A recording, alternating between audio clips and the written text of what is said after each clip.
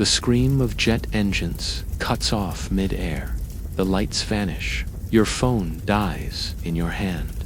A moment ago, you were walking through a brightly lit street in the heart of the city, immersed in a world of screens, servers, and circuits. Now, all around you, there is only silence. Real, raw, absolute silence. No buzzing lights, no distant hum of traffic, no blinking advertisements, just darkness. It is as if the earth has exhaled for the last time. You look up, and the stars seem to be watching. You do not yet know it, but the world you knew is over. Electricity is gone, forever, and the clock has just started ticking on your survival. You will not survive what comes next. This is not science fiction. It is not a tale of the past, nor a far-off dystopian fantasy. It is a near future you may live to see. A future that begins with one catastrophic event, the complete and permanent disappearance of electricity across the entire planet. No solar panels, no batteries, no backup generators. Every electrical system on Earth, from the smallest wristwatch to the largest fusion reactor, has failed. Not temporarily, not for a day, but forever. The cause, unknown. Perhaps a solar flare of unprecedented magnitude, a quantum disruption, or the revenge of an AI who found our dependence offensive. But the why does not matter. Only the aftermath does. You, a curious time traveler from our present day, have just landed in the aftermath. And you landed at the worst possible moment, 1 hour after the fall. You are about to witness humanity's collapse in real time. The illusions of modern life will be stripped away. Hospitals, governments, armies, and even morals will begin to rot without the silent lifeblood of electricity pumping through them. Within days, the world's food systems will begin to die. Within weeks, millions will follow. Within years, we will no longer be recognizable as a civilization. And yet, this is only the beginning. In the chapters ahead, you will be guided through the decay of the modern age and into the new dark age. You will not be a spectator. You will be part of it. Every flickering candle, every desperate decision, every hollowed-out cityscape will unfold around you. You will see the fragility of everything we built and the violence of everything we tried to suppress. And by the time this journey ends, you will understand why you, and most like you, would not survive. But before your body even has a chance to adjust, before your brain truly processes the loss, the world begins to scream. Welcome to the sudden silence. It is 1 minute past noon when it happens. Not a war, not a weapon, not a virus, just silence. Total, unnatural, paralyzing silence. One moment, the world buzzes with the invisible energy that powers everything. Then it dies, instantly. You do not realize it at first. You are standing near a coffee shop, sipping something warm, scrolling through your phone, vaguely aware of the overhead lights and the low hiss of espresso machines. But then your phone freezes. No signal, no brightness, just black. Around you, people are tapping screens, frowning, lifting devices to the sky, as if begging the heavens for a bar of signal. Someone nearby curses. A woman stares at the now-dead digital display behind the counter. The barista fiddles with knobs, confused by the quiet of her own machines. It is only then that you notice the deeper silence, the complete absence of mechanical sound. The traffic lights are blank. The LED billboard across the street is dead. The rumble of the subway below is gone. Then you look up. You spot a commercial airliner low in the sky. It glides silently, unnaturally, as if in slow motion. It begins to tilt. A gasp ripples through the crowd. Phones try to film, but capture nothing. The plane curves downward, and you know it will not recover. Somewhere beyond the buildings, it disappears from view. Seconds later, a deep, rolling sound rumbles through the ground, the scream of steel and flame. The impact rattles the windows, but no alarms go off. No sirens follow. There is only stillness again. It is then that you begin to understand. This is not a power outage. This is extinction in progress. In the minutes that follow, your surroundings unravel. People flood into the streets from office buildings and apartments, seeking answers. But there are none. Cars are stalled in intersections, their engines lifeless. Drivers abandon them, banging their fists on the hoods. Elevators have stopped between floors. You hear faint banging from inside one nearby, trapped voices. In the distance, a cloud of smoke rises from the direction of a power station. You know instinctively that no help is coming. No emergency broadcasts, no police dispatch, no internet. The entire infrastructure of humanity, once buzzing invisibly beneath your feet and over your head, has ceased to exist. You move with the crowd, directionless. People cry, shout, argue, push. Some demand someone fix it. Others insist this is a terror attack. A few already whisper about the end times. Then, a fire breaks out. Maybe someone knocked over a candle, or a kitchen short-circuited mid-use. The flames rise quickly inside a nearby building, and the screams begin. But there are no fire trucks, no alarms, no sprinklers. The building burns without contest, and you watch, helpless, as the first structure of this new era collapses into ash. The day stretches on, but time begins to lose meaning. Without the ticking of clocks or the glow of screens, the hours blur. The sun falls behind the city skyline, and the first true fear begins to creep into your chest. Night is coming. You never thought you would fear the dark like this. But this darkness is not just the absence of light. It is the absence of certainty. It is the death of safety. You scramble with others to find candles, flashlights, batteries. But most people's homes are digital now. Smart lighting, smart locks, electric stoves. None of it works. Refrigerators hum their last. Toilets stop flushing as pumps fail. Somewhere outside, you hear glass shatter, a scream, then another. You do not go to investigate. As the night falls fully, the city is swallowed by shadow. There are no streetlights, no porch lights, no neon signs, only fire, orange, flickering, uncontrolled. You find yourself huddled in the dark, clutching a blunt object you grabbed on instinct, just in case. Every sound makes you jump. Every footstep could be a threat. The city is no longer a civilization. It is a cave with steel walls and broken promises. By midnight, the air smells like smoke and panic. Windows are boarded up with furniture. Strangers bang on doors, begging for help, for shelter, for food. Someone tries to organize a neighborhood meeting, but their voice is lost in the chaos. There are no bullhorns, no public address systems, no order. You see a man light a match and stare at it like it is a relic of a forgotten god. And in that moment, you realize something chilling. You are not waiting for the power to come back. You are waiting for something worse to begin.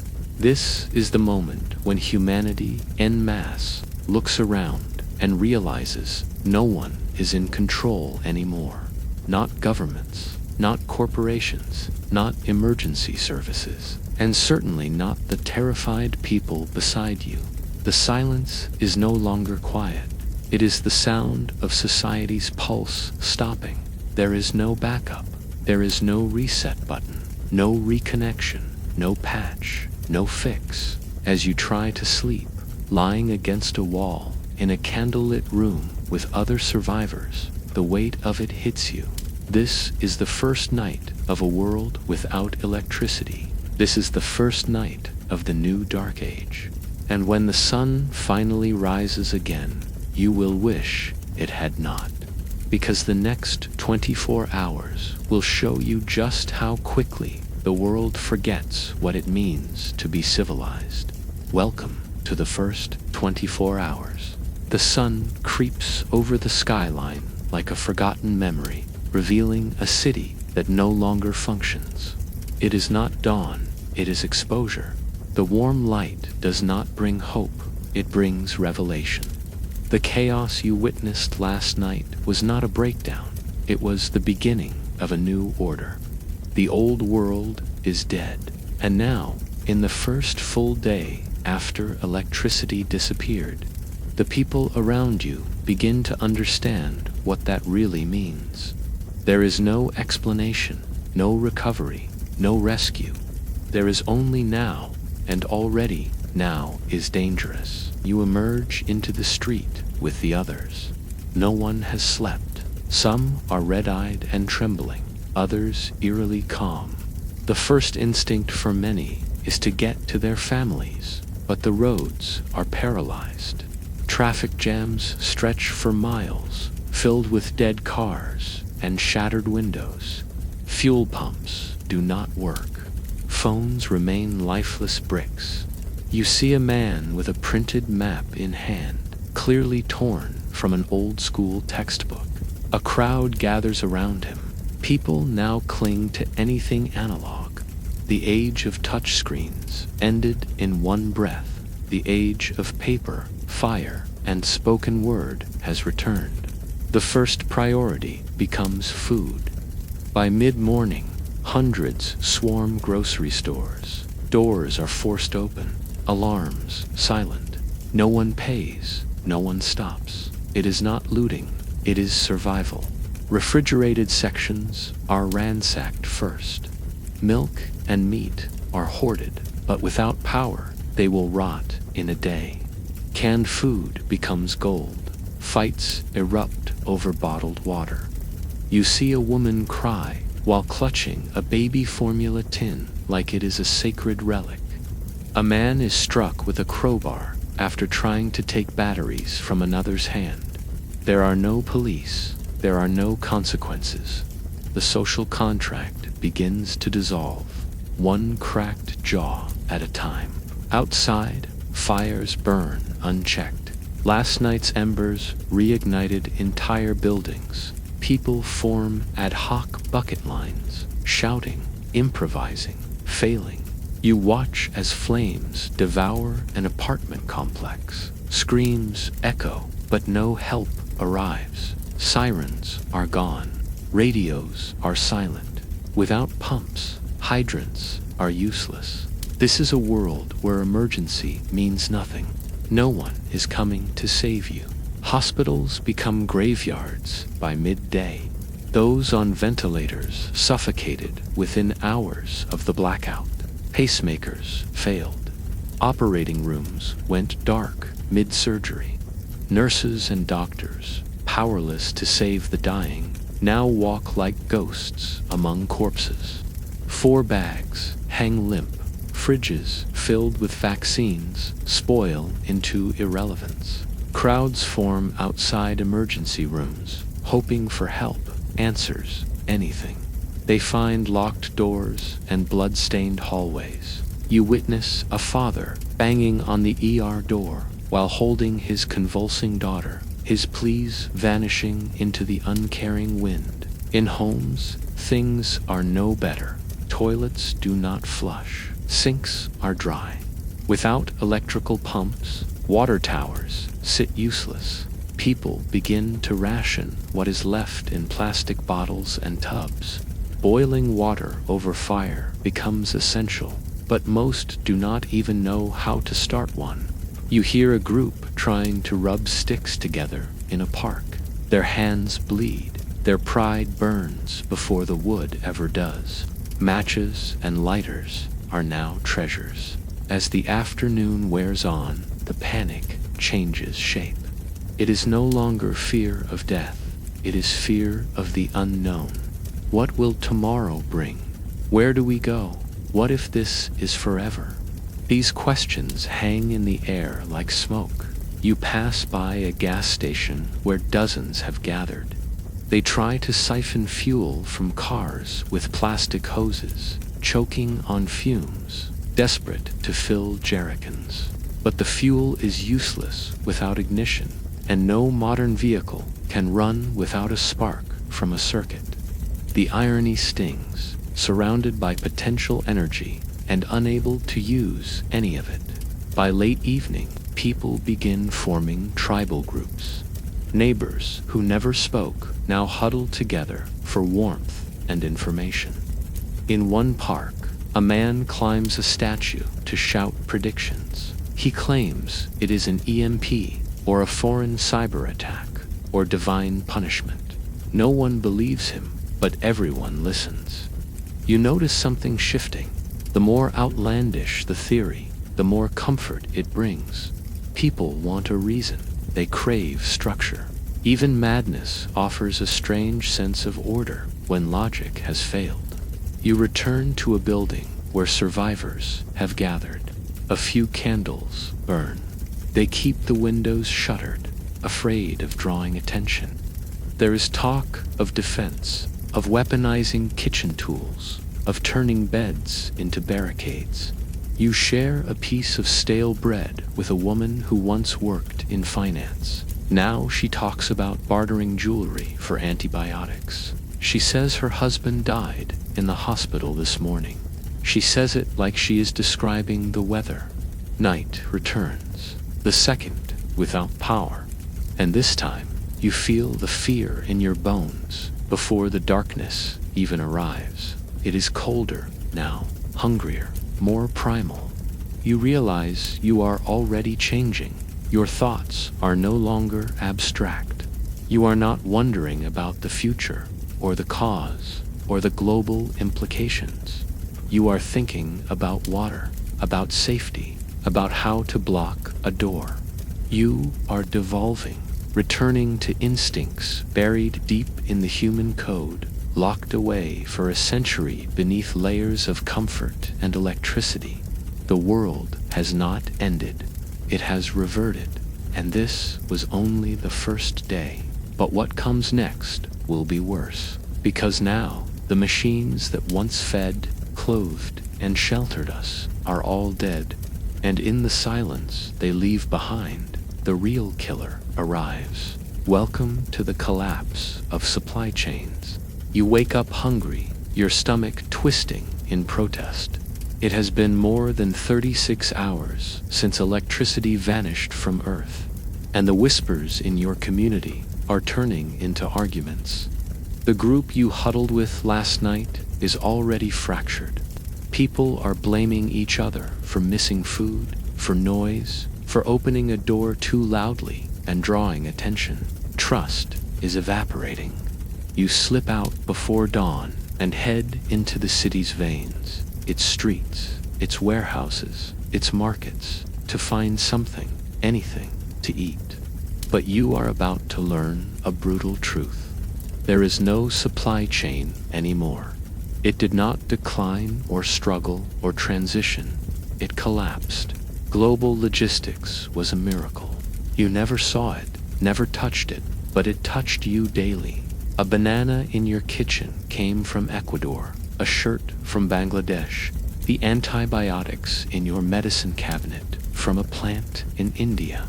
All of them required electricity, refrigerated shipping containers, GPS tracking, barcode scanners, computer-scheduled inventory, precision timing between trucks, planes, boats, and trains. Without electricity, every single one of those links snapped.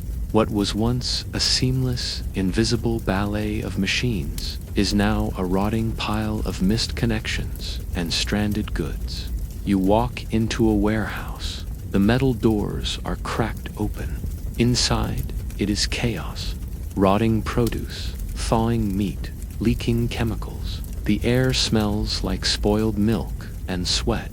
A group of men are already there, guarding what remains. You see looted boxes of cereal, sacks of flour, now crawling with ants. Someone grabs a can of soup and bolts. He is tackled before he makes it to the exit. They do not kill him, but they beat him until he does not move. No one tries to stop them. Out on the street, delivery trucks sit abandoned. Some have been broken into, their contents strewn across the pavement. Canned beans, powdered milk, moldy bread.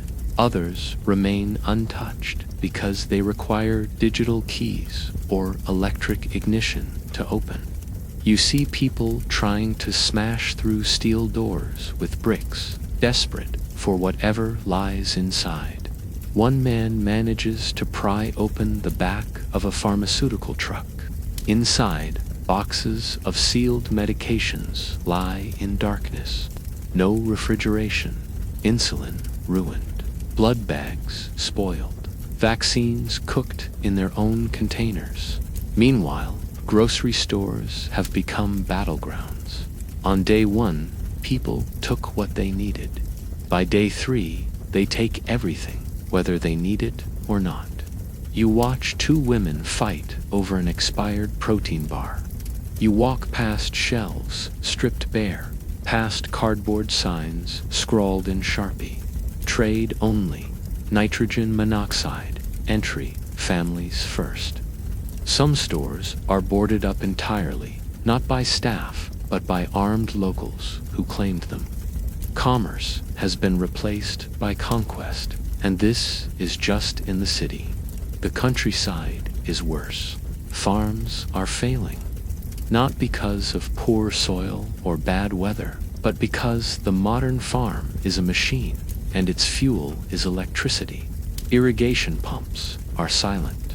Automated feeding systems have stopped. GPS-guided tractors sit useless in fields. Animals bellow with hunger. Chickens peck each other in overcrowded pens. Pigs scream, locked in barns with no airflow.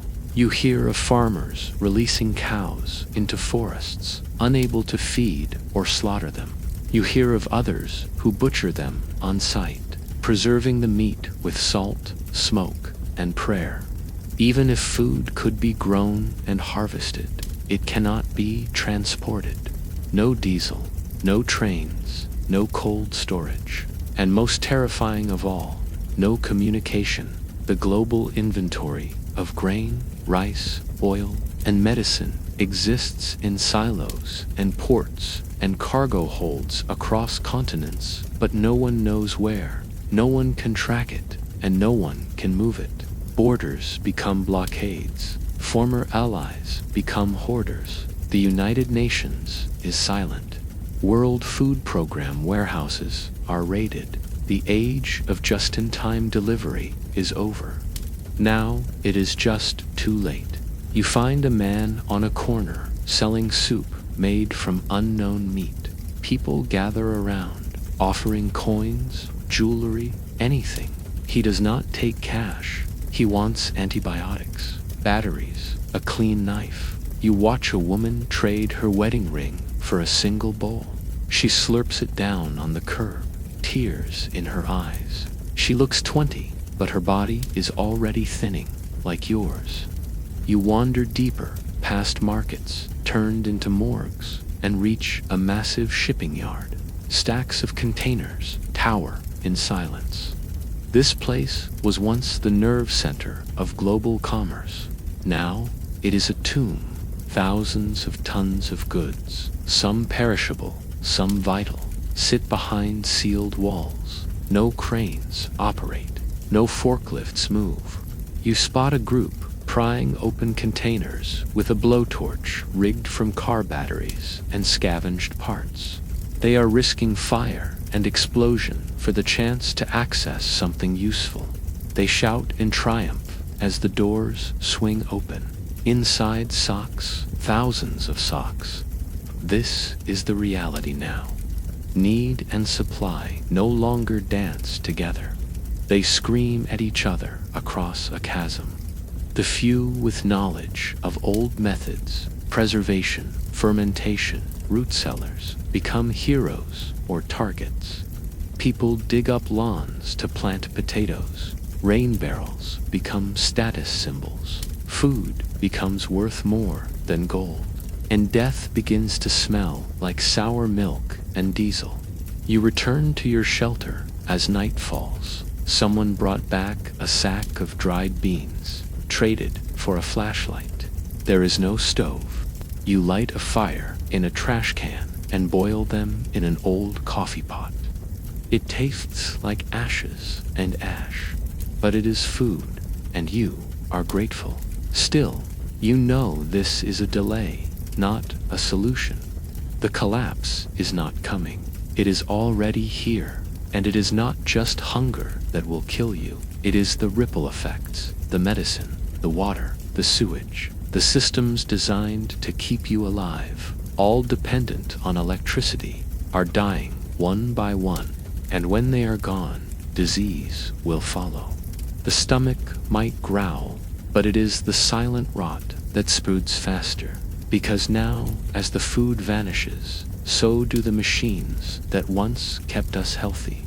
What happens when no one can save the sick? You are about to find out. Welcome to the medical apocalypse. You feel it before you see it. A sickness in the air. Not just the sour stench of garbage or rot, but something deeper, heavier, like the weight of unspoken dread. It is the third or fourth day since electricity died. No one is sure anymore, and the world around you has begun to decay in ways you never imagined. Not just physically, but medically. The hospitals are silent tombs. The clinics are abandoned. The pharmacies are empty. And the sick, once separated from the healthy by barriers of infrastructure, are now everywhere. It begins with coughs. In your shelter, a boy develops a fever. Someone gives him bottled water, but his mother says he needs antibiotics. There are none. The pills people stole in the first wave of looting are gone now, hoarded or used. The boy's breathing worsens. His lips turn blue. There is nothing you can do. He dies before morning. No one speaks about it. There is no time to mourn. And worse, no one knows what killed him. Was it pneumonia, dehydration, some new infection born from decaying waste? You do not know. You only know that the fear he brought into the room still lingers after he is buried. Hospitals, in the early hours of the blackout, became sites of mass death. Machines powered down, leaving patients mid-procedure, mid-recovery, mid-breath. Ventilators stopped. Dialysis machines ceased. Surgical rooms froze in half-finished incisions. Without refrigeration, blood banks spoiled in hours. Insulin curdled. Chemotherapy agents expired. Even sterilization equipment failed, turning life-saving tools into instruments of infection. Surgeons and nurses tried to continue by candlelight, but it was not sustainable. Within days, hospitals were overwhelmed, then abandoned. Now they sit in silence, their hallways lined with the smell of rot and desperation. You find yourself wandering through one such hospital. The automatic doors hang ajar, flies buzzing around dried blood on the floor. The waiting room is filled with upturned chairs, discarded blankets, a child's doll lying face down in the dust. You walk past an ER desk with its monitors blank, its drawers picked clean. In the ICU, the machines still sit beside beds, lights dead, wires dangling like torn veins. The patients are gone. Some left, some never got the chance. In a side room, you find a former doctor, at least you think she was. She is boiling water on a camp stove and cleaning wounds with vodka. Her hands shake as she works on a man's infected leg. You watch her pour the alcohol over the raw flesh as he screams. No anesthetic, no gloves, no other option. She tells you tetanus is back, so is gangrene. People are dying from scratches now, from stepping on rusty nails, from simple cuts that before would have been treated in minutes. Now they fester. You try to help her. She points to a bucket filled with rags and tells you to wash and wring them out. The water smells wrong, but she says it is the best they have. A boy limps in with his arm bent the wrong way. He fell from a window while trying to collect rainwater. She sets the bone using 2 pieces of wood and torn cloth. He cries. She does not flinch. You realize this is the only kind of hospital left now. One woman with knowledge, working with fire and pain in place of tools and medicine. You ask about antibiotics. She laughs bitterly. Gone, she says. All gone. Most of them never worked anymore anyway. Too much resistance. But now, even expired ones are worth killing for. She tells you about a raid on a pharmacy a few days ago. 3 people shot over a bottle of amoxicillin. She shows you the wounds on her arm. A bite mark, human. She does not know if it is infected. She does not want to find out. Disease spreads fast. Without sanitation, people are drinking from rivers, from gutters, from toilets that no longer flush. Cholera erupts in refugee camps. Diarrhea kills faster than bullets. Skin infections turn septic. You hear whispers of tuberculosis spreading again, of measles, of typhoid fever. The diseases humanity once conquered are returning with a vengeance, riding on the back of ignorance and rot. And the worst part, no one can confirm anything. There are no labs, no microscopes, no blood tests, just symptoms and slow, choking deaths. Mental health fractures next. Without medications, millions are thrust into withdrawal. Schizophrenic patients roam the streets, unmedicated, terrified. The depressed vanish into silence. Addicts begin shaking in corners, vomiting, begging for anything to dull the edge. Suicides spike. Children rock themselves to sleep. Elderly patients with dementia wander into roads and are never seen again. You meet a former paramedic who tried to help at first. He carried a trauma kit, improvised splints, stitched wounds. Now, he sits in an alleyway, his eyes hollow. Too many, he says. Too much blood. I watched a girl bleed out from a miscarriage. Nothing I could do. He points to a small leather pouch at his side. Inside it are the last of his gauze, a broken thermometer, and a morphine vial. He guards it like it is gold. He does not say what he is saving it for, but you suspect it is for himself. Back at your shelter, more people fall ill. A woman's cough worsens. Another complains of stomach cramps. Someone vomits violently in the night. The sick are not helped now. They are exiled. You see a man refuse to let his wife back in after she collapsed on the street. He locks the door. She begs. He cries behind it. No one intervenes. This is not a plague. It is a void left by the death of systems. The collapse of electricity was not just about lights and comfort. It was about the end of healing, of safety, of medicine. And you, standing amid this crumbling humanity, finally understand. Death now comes in familiar forms, dressed in fevers and infections and injuries that once had easy cures. But now, each wound is a gamble. Each illness is a potential execution. You light a candle, not to see, but to keep the darkness from taking your mind. The room flickers. You hear coughing in the distance, and you wonder how many days you have left before it reaches you. But even if you survive disease, you will not survive the flood of humanity that is now on the move. Because when the cities collapse, the exodus begins, and nowhere is safe. Brace yourself for mass migration and urban exodus. You are woken by footsteps, not a few, but hundreds. You rise to your feet and press against the crumbling wall of the building where you slept, peering through a crack in the wooden boards. Outside, the street is a river of bodies, people of all ages, dragging suitcases, pushing carts, carrying babies wrapped in blankets. Some wear backpacks, others just carry sacks slung over shoulders. They are headed west, or maybe north. No one really knows. Only one thing is certain. No one is staying in the city anymore. The migration has begun. It started quietly. A few families packed up and left after the second or third night, convinced that help would come from rural areas.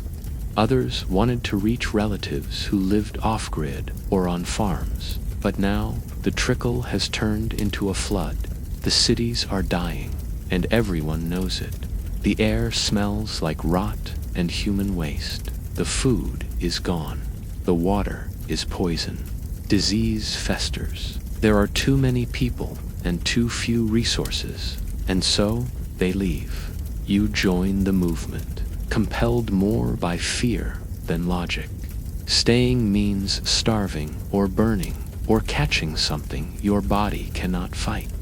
Leaving means walking for days with no promise of safety. But walking, at least, gives the illusion of progress.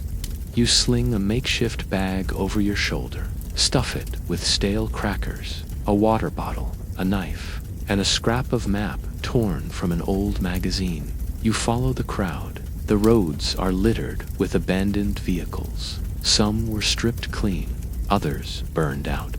You pass overturned buses. People climb over them like ants over stone. The heat bakes the asphalt. The crowd stretches for miles, a pulsing line of desperation. You hear people whispering directions, referencing landmarks, following highways they hope still lead somewhere. But without GPS, every turn is a guess. As the hours pass, the city recedes behind you, its skyline broken by smoke and silence. But freedom does not greet you. Instead, the world opens into a different kind of hell. On the road, resources are even scarcer. Streams are tainted. Trash piles up. Every stop becomes a battle. Water stations, looted farms, rural gas stations, long emptied and now turned into makeshift camps. You arrive at one just as a fight breaks out over a single bucket of water. Two men scream. A third pulls a sharpened pipe. You do not wait to see who wins. Too dangerous. Light draws attention. So you lie in darkness again, pressed against strangers who say nothing. A child whimpers. A man coughs. Somewhere in the trees, something growls. The group sleeps in shifts. No one fully rests. No one fully trusts. As the days stretch on, the migration path becomes lined with the remains of those who did not make it. Bodies wrapped in sheets, shoes lying beside the road, notes left scrawled on cardboard, gone to find help, keep going west, forgive me. Each one marks a moment of surrender. You learn not to look too long. Eventually, you reach a rural town, or what used to be one. The sign is riddled with bullet holes. The local store has been burned. A church is now a barricade, its stained glass shattered. Armed guards stop you at the edge of the main road. They wear mismatched gear hunting jackets, motorcycle helmets, homemade armor. They tell you to turn back, no room. They say no food. You keep walking, not because you have somewhere to go, but because going forward is all that remains. You hear stories from others on the road, of communes forming in old ski resorts, of cults rising in abandoned amusement parks, of militias taking over entire counties. Some say a government safe zone exists in the Rockies. Others claim a billionaire built an underground city in Montana, sealed from the start. You ask for proof. No one has any. Hope is not fact, it is fuel. Eventually, you begin to notice something changing. The people on the road are thinner, quieter, more primal. Many no longer speak. They grunt, nod, gesture. Language is too expensive. Words are saved for warnings, for danger, for trade. A man offers you a bite of dried meat in exchange for your socks. You agree? Feet can blister. Bellies cannot wait. Children adapt the fastest. You watch a group of them playing with sticks, mimicking soldiers. They build little forts from trash and point fingers like guns. They are not pretending war, they are rehearsing it. One night, you pass a burned-out school bus beside a collapsed bridge. On the side, someone painted in crude black strokes. Only the fast survive. Below it, a pile of shoes. Some still have feet in them. You reach another town. This one lets you in for a price. You must work. You spend 2 days digging trenches, helping with waste management, sorting rotting vegetables. You are allowed to stay in a barn. It is better than nothing. But you are told to move on by the end of the week. No long-term guests, they say. You are not one of them. You never will be. Migration is no longer movement. It is displacement. You are not traveling toward something. You are fleeing something behind you that grows larger every day.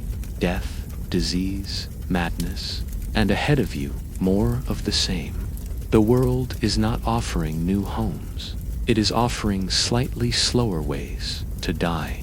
You realize this is no longer about survival. It is about endurance, and you are running out of it. But the farther you go, the more you realize that order is not returning, it is being replaced. And in the vacuum left by laws and morals, something darker rises. Get ready to meet the new rulers of this world in the rise of the strong and fall of the just. You arrive in a settlement that does not welcome you. It inspects you. 2 men with rifles stop you at the entrance, their faces covered with cloth, eyes narrowed, fingers twitching near triggers. You lift your hands slowly, showing your bag, your empty water bottle, your blistered feet. They exchange a glance. Then one calls for a woman behind a barricade of shopping carts and sheet metal. She eyes you, says nothing, then gestures for you to follow. You are allowed in, but only as a body, not as a person. In this new world, mercy is not a resource. Strength is. No wandering at night. The punishment for breaking any of them is the same. Expulsion, which is a slower way of saying execution. The people here do not smile. They watch each other like prey, waiting for the wrong move. The food is handed out at dusk, a bowl of watery stew and a single slice of bread. You eat in silence. Talking is discouraged. Questions are dangerous. This place used to be a suburban neighborhood. Now it is a fortress. Every street is barricaded. Every rooftop has a sentry. Fences made from razor wire and salvaged shopping carts surround the perimeter. The local library has been converted into a command post, flying a flag painted with a clenched fist. They call themselves the Iron Circle. Their leader is a former security contractor named Crawl. You hear his name whispered with equal parts fear and respect. He is a man of few words, many scars, and absolute control. Crawl's law is simple. Usefulness equals life. You witness a woman bring her elderly father to the gate one morning. She begs for medicine. The guards take her supplies, but leave the man. He dies by noon, curled in a blanket beside the road, his eyes staring at nothing. Justice no longer means fairness, it means power. Once, governments and courts maintained order. Now, men like Crawl do, and there are many like him. Warlords have replaced mayors, gangs have replaced police. Everywhere you pass, the story is the same. People rallied around the strongest voice, the harshest rules, the quickest to punish. Morality is a memory. Compassion is a liability. You meet a girl named Ita. She is 15, carries a machete, and speaks like someone twice her age. She was born in a city, lost her family, survived 3 settlements, and now serves as a scout. She tells you never to travel at night, never to beg, and never to carry a map, because maps mean knowledge, and knowledge is something people will beat out of you. She shows you a scar across her back. That was the price of knowing where clean water was, she says. Etta leads you to the town square, now a pit ringed by overturned vehicles. Inside, a man is fighting another with wooden sticks. The crowd cheers. This is justice, Hera, contest of pain. The winner gets a bottle of antibiotics. The loser is dragged away. You do not know what happens to him. No one talks about the losers. The people here wear symbols. Red cloth for enforcers, yellow for workers. No color if you are new or expendable. You wear none. A woman warns you not to stay too long in one place. They either absorb you or use you, she says. And neither is survival. At night, fires burn in oil drums. You hear laughter from the enforcers' camp. They drink, shout, play music from a hand-cranked speaker. The rest of the camp stays quiet. You see a man with a broken arm ask for food. He is refused. His injury makes him a burden. You give him half your bread. The next day, he is gone. So is your water. You do not know if he stole it or if someone else did, but the lesson sticks. Kindness has a cost, and in this world, it is rarely refunded. You begin to understand the evolution of this new world. It is not lawless. It is ruled by a different law, one of force, intimidation, and absolute efficiency. Those who hesitate die. Those who show weakness become examples. The traits once praised, patience, empathy, humility, are now reasons to be discarded. Leadership is decided not by wisdom, but by the number of people who fear you. Outside the settlements, bandit groups prowl the roads. They are not desperate. They are organized. You encounter one on your way to a supposed safe zone in the hills. They surround you with practiced ease. One of them wears a soldier's uniform. Another carries a crossbow made from car parts.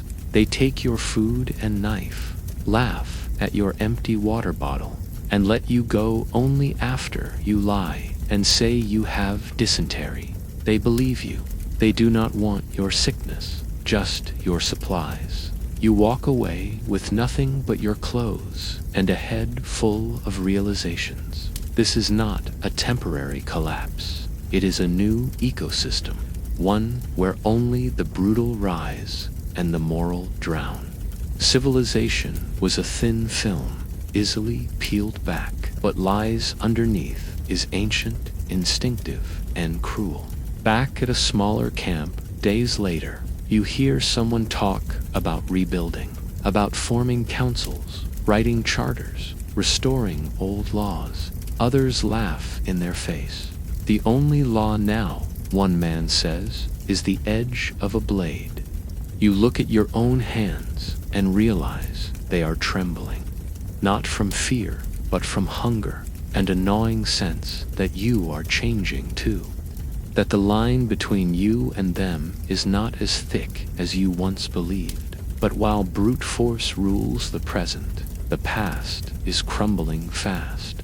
Everything humanity once learned, stored, and passed down, books, data, science, art, is vanishing. And with no electricity, the great memory of mankind is going dark. Prepare for the death of knowledge. You find a library, or at least what used to be one. The doors are open, pages flutter in the wind, and the smell of smoke lingers in the air. Inside, the shelves are half empty, and not because people came to save the books. They came for warmth. Thousands of volumes, once filled with the collective understanding of humanity. Medicine, engineering, philosophy, history, now lie as ashes in rusted metal barrels. You step around blackened paper, barely able to make out the remnants of diagrams, formulas, poetry. Someone burned a copy of Human Anatomy Illustrated to cook a can of beans. Another used textbooks as insulation for a makeshift shelter. In this world, knowledge is kindling. The end of electricity was not just the loss of power, it was the end of memory. The internet, cloud servers, digital libraries, and databases, all dead. Trillions of documents, communications, photos, tutorials, schematics, and stories, gone in an instant. Not destroyed by fire, but locked away in hard drives that no longer spin, in screens that will never light up again. You see a teenager holding a laptop like it is a holy relic. They believe, somehow, it might turn back on, but it is nothing now. A smooth brick of plastic and glass, holding untouchable worlds inside.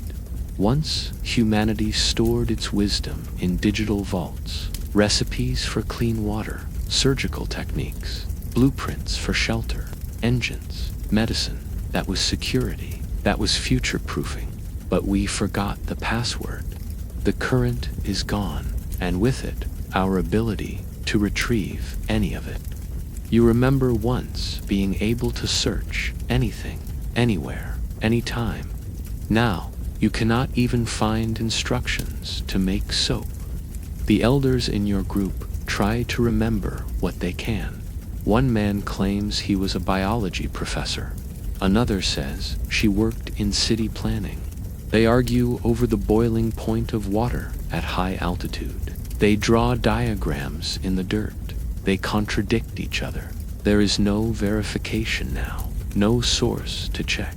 Knowledge becomes oral again, passed in broken fragments, often warped by ego or fading memory. Every lesson risks becoming legend. You meet a woman named Seda who is trying to teach children from memory. She recites multiplication tables, old folk tales, and poems by heart. The kids listen, some distracted, others deeply focused. She tells them stories about satellites, about how people once flew through the sky, how the world was mapped and measured and understood. One child asks if they will ever fly again. Seda says yes, but her voice cracks. You know she is lying, not to them, to herself. Everywhere you go, knowledge is slipping through the cracks. Languages vanish as isolated groups form and dialects evolve. Scientific method gives way to superstition. A man tries to cure a fever with tree bark and prayers. Another swears by the power of crystals, saying the earth has rejected electricity for a reason. You hear someone claim that lightning is angry now, that it punishes anyone who tries to rebuild. In the vacuum left by information, belief becomes the king, and belief is fragile. You pass by a town where the school has been converted into a tribunal.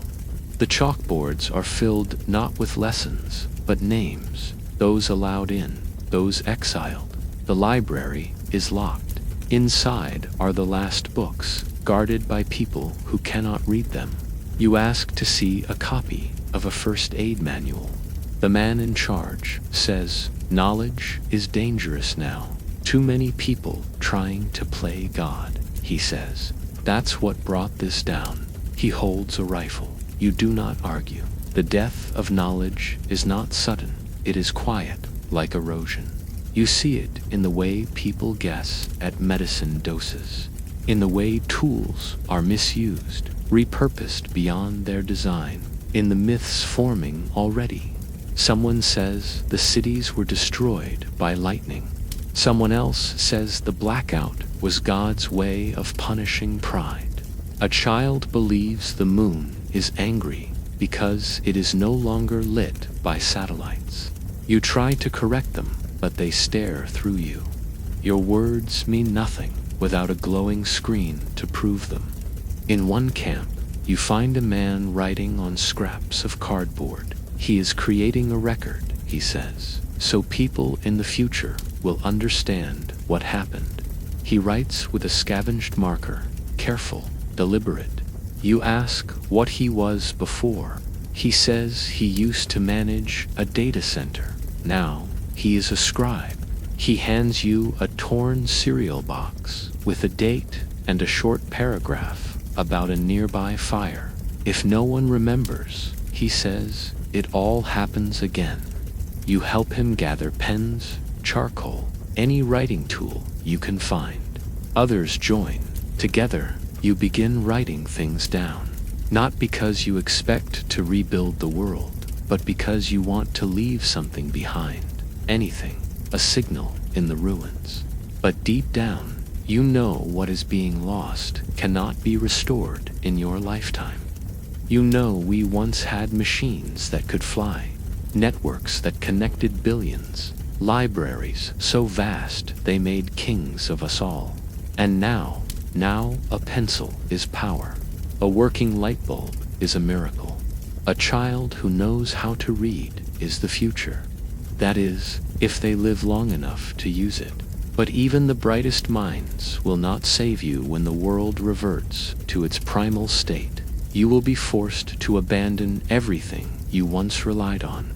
And in the wilderness that follows, you will face a question older than civilization. Can you survive nature itself? Prepare for back to primitive survival. You are cold, not just chilled, but bone-deep cold, the kind of cold that crawls through clothes and memory. You are far from the city now, deeper into rural territory, where the glow of lights never returns, and where human presence thins into scattered camps hidden in the woods. You huddle near a fire made from scavenged sticks and a repurposed metal pot. There are no tents, no sleeping bags, just plastic sheets tied to trees with frayed cords. This is not camping, this is survival, and you are failing. The land is not waiting to save you. It does not care. You are not welcome here. You walk through forests with no trails, cross streams with no bridges. You trip over roots, tear your hands on bark, and wake up with insects in your clothes. The wilderness, once romanticized, now reveals its brutality. Every hour is a test. Your skin itches with bites. Your stomach twists with hunger. Your feet bleed through your socks. And still, you move forward. You quickly discover that most people do not know how to survive without civilization. You do not know which plants are edible. You do not know how to find clean water. You do not know how to trap, hunt, or track. You never learned to read the sky, to hear the weather in the wind, to tell north from south without a compass. All of that knowledge belonged to ancestors you never met, whose wisdom died in quiet classrooms and forgotten survival manuals. One night, a man in your group drinks from a shallow pool. The next morning, he is vomiting and sweating. By evening, he is delirious, crawling on the ground, whispering to someone who is not there. You try to boil water after that, using an old tin can balanced on hot stones. It takes hours. The fire keeps going out. The water spills. Eventually, you manage a few sips. It tastes like metal, but you keep it down. You call that a victory now. Food becomes the next lesson. You try to forage berries, roots, mushrooms, but everything looks the same. One wrong choice can kill. You hear stories of people dying from poison, hemlock, from wild mushrooms, from desperation that turned toxic. You try to trap a squirrel with a noose made from shoelaces. It does not work. You try again and again. Eventually, you catch one. You do not know how to skin it. A man shows you how. You vomit halfway through, but you finish. You eat. The meat is tough. The taste awful. You cry as you chew. You do not know why. Fire becomes religion. Without it, there is no warmth, no safety, no hope. You carry flint and steel in your pocket like sacred relics. You search for dry kindling, for leaves that burn fast, for bark that catches easily. You guard fire like a parent guards a child. Once, your group loses it in a storm. The next day is silent.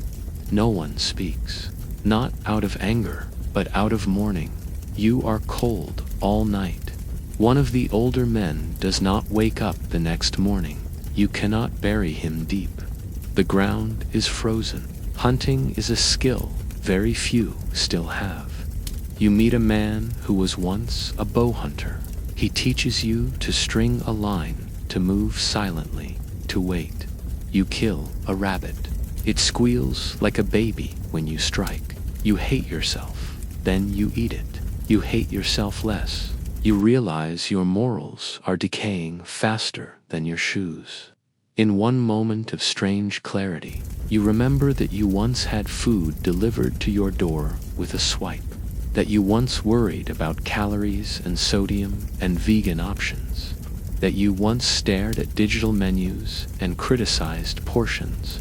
Now, you dig through leaves for insects and cook weeds because someone said it might be spinach, and you are grateful for it.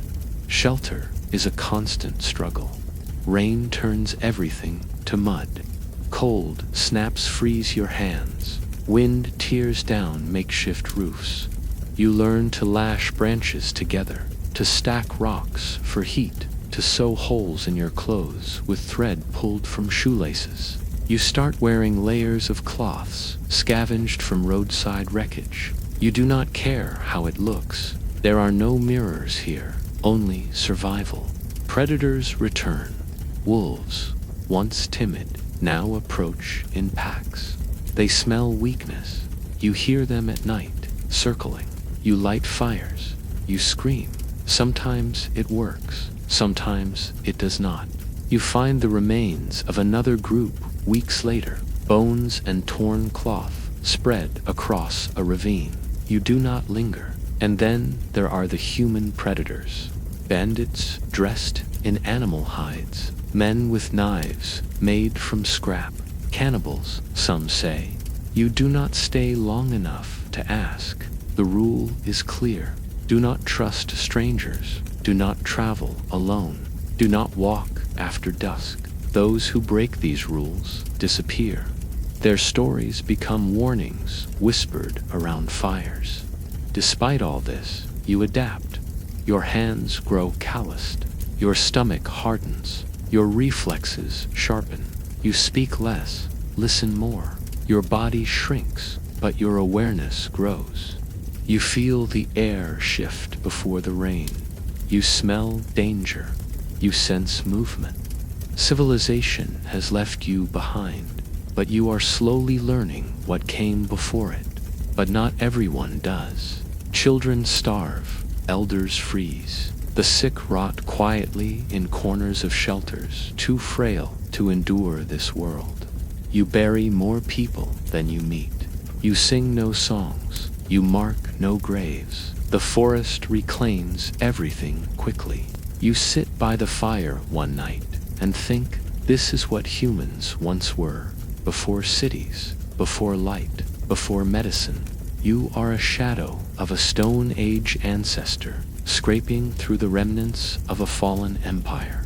This is not a reboot, it is a rollback, and there is no guarantee you will survive what comes next. But nature is not the only one reclaiming the world. Time is rewriting the earth itself. Cities crumble, wildlife returns, and humanity fades into legend. Prepare to walk the overgrown bones of a lost civilization in a world reclaimed by nature.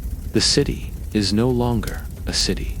You return months later, or maybe a year. It is hard to keep track now, and what once stood tall and unshakable is now draped in green, cracked and bowed under the slow, crushing weight of nature. Buildings that once touched the sky are skeletons covered in vines. Roads are fractured with tree roots. Lampposts lean at awkward angles, half swallowed by moss. There are no street signs anymore, no traffic, no footsteps, only the wind through shattered windows and the sound of birdsong echoing in places where once there were only machines. The air smells different now. Rich, damp, alive. The acrid temps of car exhaust. The chemical stink of asphalt and steel. They are gone, replaced by loam, mildew, and wildflowers growing through cracks in the concrete. You walk past a gas station. Its roof collapsed. A raccoon darts across your path, dragging something shiny. The pumps are rusted relics. The convenience store is a jungle of mold and broken shelves.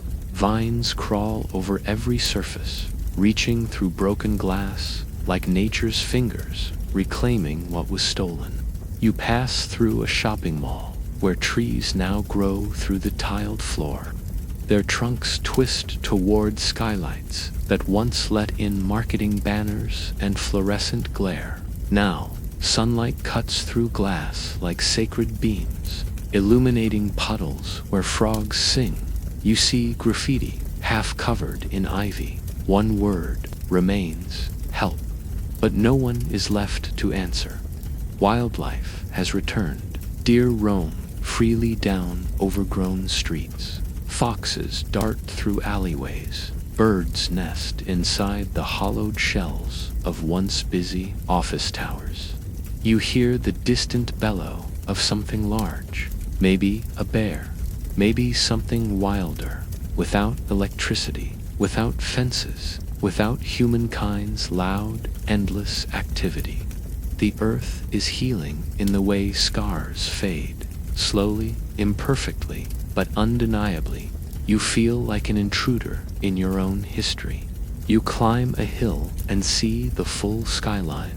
What once was a jagged crown of concrete and glass now looks more like the ruins of an ancient kingdom. Towers slumped to the side like fallen teeth. Bridges collapsed into rivers, their steel ribs visible in the water. Stadiums collapsed under the weight of rain and time. The tallest buildings remain, but barely. Windows are gone. Elevators long dead. Rooftops are colonies of moss and bird droppings. There are trees growing inside lobbies now. Escalators serve as planters for weeds and mushrooms. You find a school, its walls faded with sun and weather. Desks are scattered across classrooms. Textbooks rot in puddles. Chalkboards still bear equations and names frozen in time. A child's drawing is pinned to a wall, water-stained but visible. A house, a sun, a stick figure, family. You sit there for hours, staring at it. You wonder if the child who drew it is still alive. if they remember this world, if they learned how to live without it. The silence here is different than the silence on the first day of collapse. It is not dead, it is peaceful. Earth has not ended, it has moved on. You feel small now, not just physically, but historically. You are not the center of anything. You are a shadow, a leftover, walking through the graveyard of a species that burned too bright and too fast.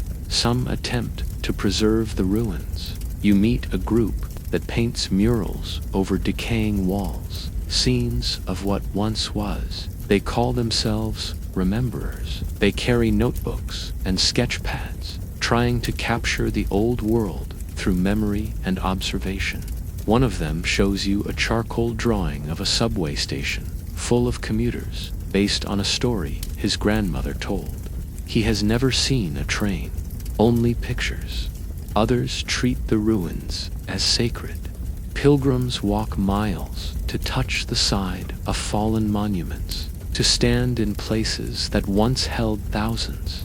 You witness a group praying at the foot of a collapsed broadcast tower. Their leader speaks of the last signal, a mythical moment when the final broadcast called humanity back to humility.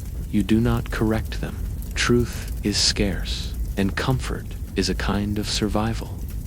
Children born after the collapse treat cities as legends. They laugh when told about elevators and airplanes, about electric lights and microwaves.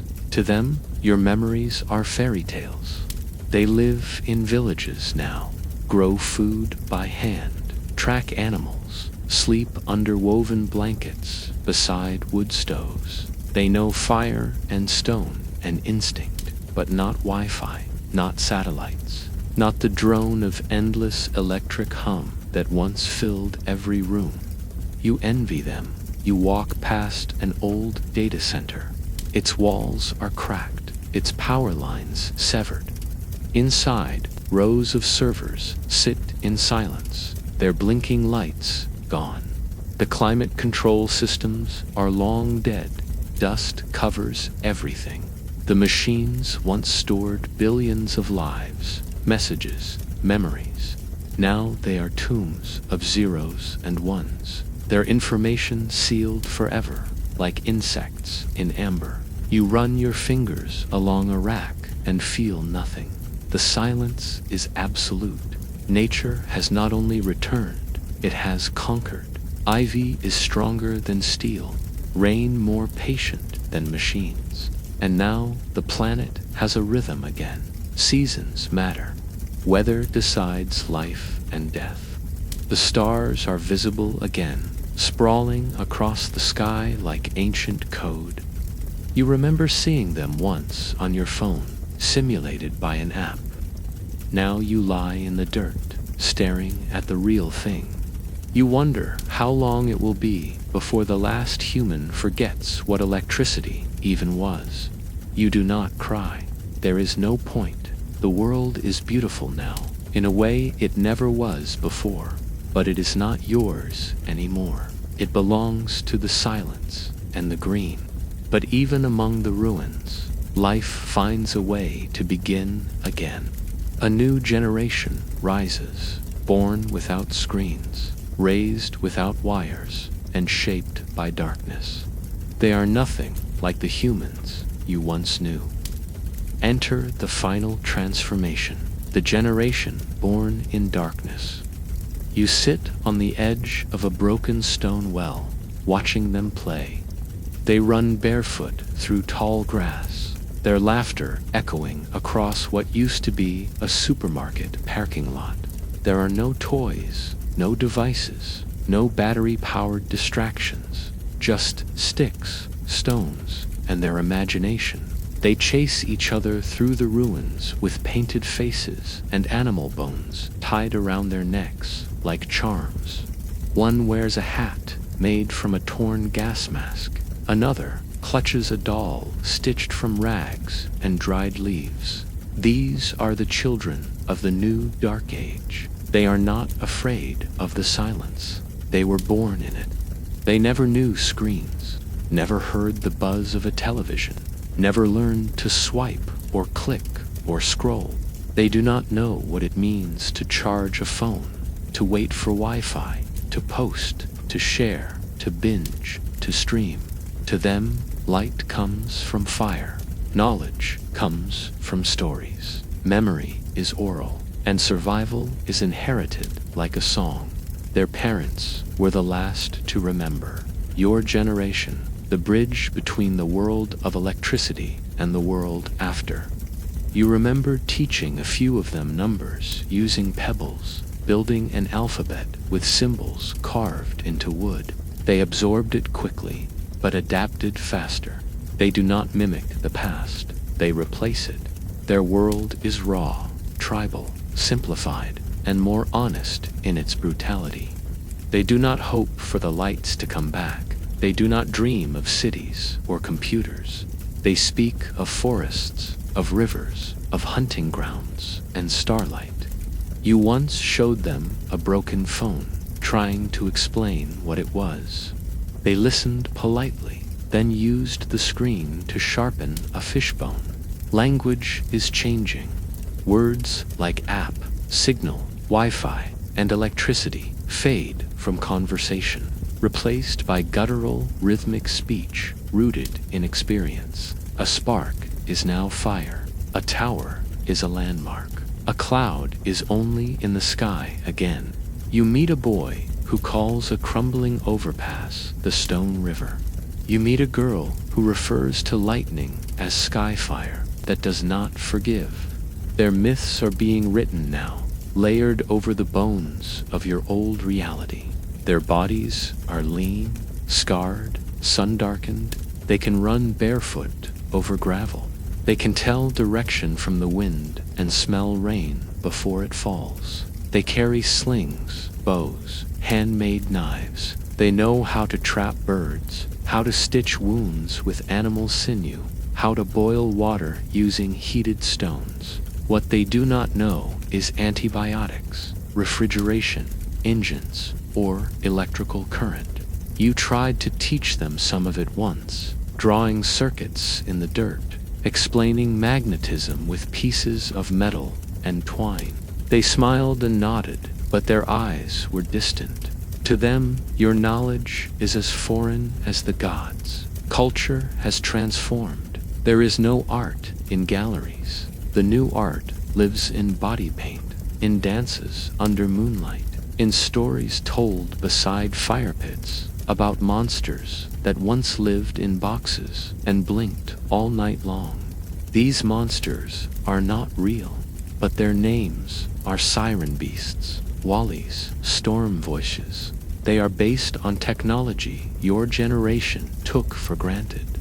Now they are lore. A woman once told a story about flying metal birds that carried people across oceans. The children laughed. One asked why anyone would want to leave the land they walk on. The idea of flight is now a fairy tale.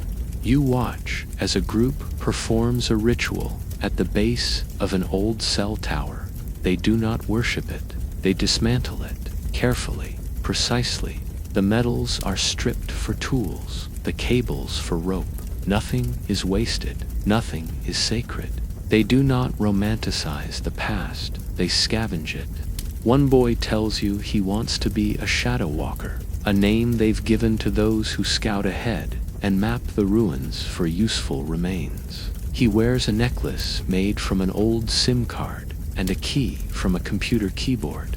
You ask if he knows what they are. He shrugs. It keeps away the night, he says. Meaning does not matter anymore, only usefulness. Another group tends to a garden. It is neatly organized, with crops adapted to local soil. These children are not just surviving, they are building. They experiment, they adapt, and they do so without manuals or instructions. One girl holds up a clay pot she made from river mud. She says it took her 6 tries to get it right. You ask how she knew what to do. She taps her head. Felt right. The education system is unrecognizable. There are no formal classrooms. Learning happens through observation, through mimicry, through community. The elders, those few who still remember how things used to be, are the oral libraries now. Some children carry around bundles of carvings with symbols passed from group to group. The beginnings of a new language, one that may someday become as complex as the one you lost. Morality has shifted to strength is still valued, but cruelty is not admired. These children are not ruled by gangs like their parents were. They form consensus by instinct, small councils, shared leadership. Their laws are few but clear. Protect the young, honor the fire, do not waste, never steal from within. These rules are not written down, but they are followed. And when they are broken, the punishment is not exile. It is explanation, then action.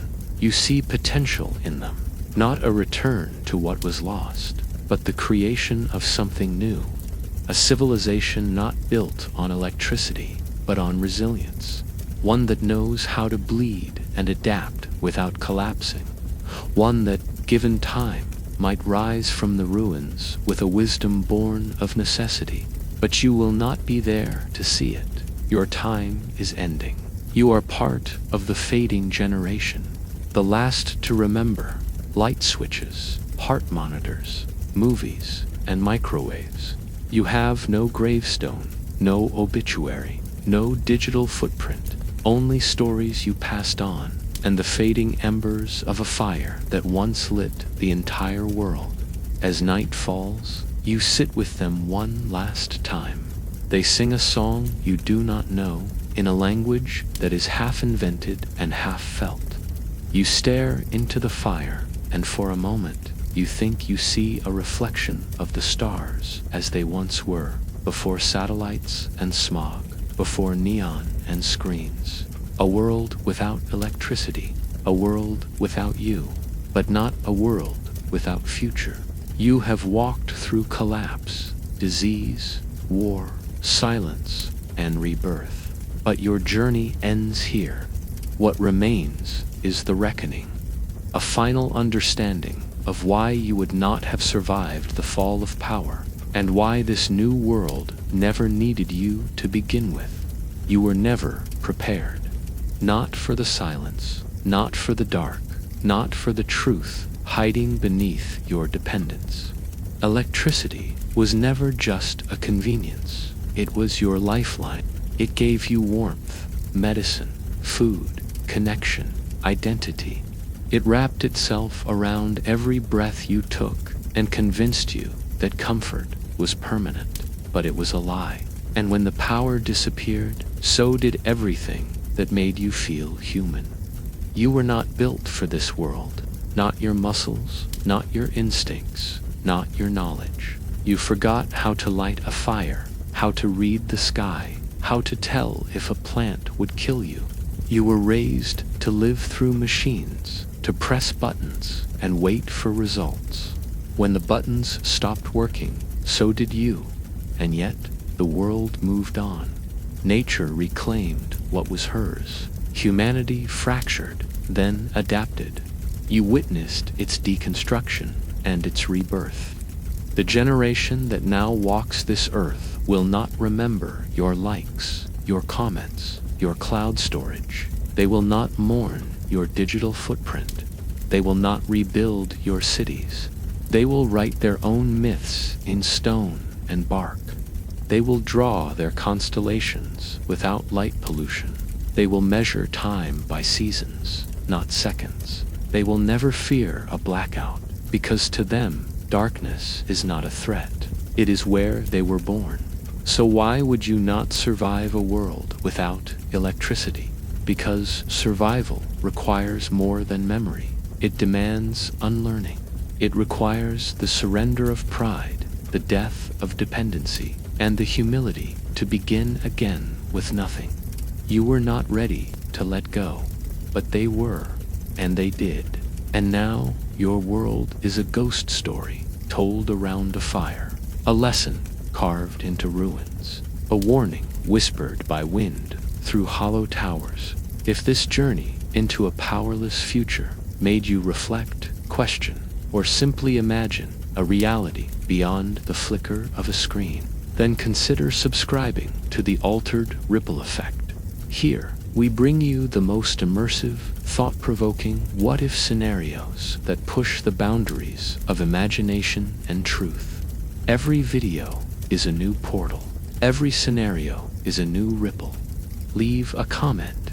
Could you survive the end of electricity? What skill would save you, or would you vanish with the rest?